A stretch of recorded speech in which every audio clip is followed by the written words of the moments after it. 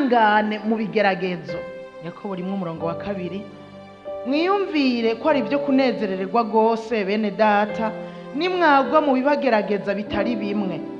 Mumenye yuko ibigeza ukwizera kwanyu bitera ukwihangana, ariko kwihangana gukwiye guhingura igikorwa cyako ngo mubone gutungana rwose muhinguwe mudahagije na kimwe. Haleluya. Umurongo wa 12 uvuga ngo hahirwa umuntu yihanganira ibimugerageza, kuko niyamara kurama azohabwa igitsibo cy'ubugingo icyo Imana yasezeraniye abayikunda.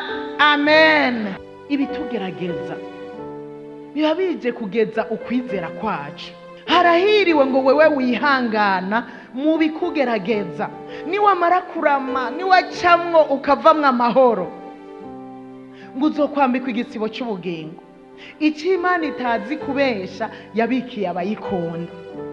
Uyu munsi ukaba uri mu bigeragezo, hanyuma y'ivyo Imana izokora ibindi vyiza.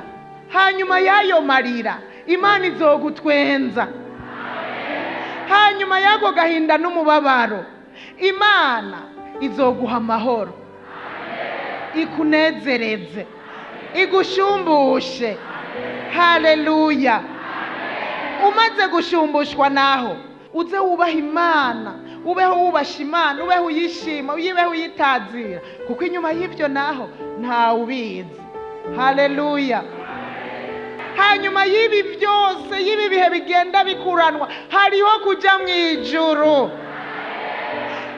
Uzoba ubaye umuhombe hanyuma y'ibi turimwo muri ino si utagize iherezo ryiza, uzoba ubaye umuhombe.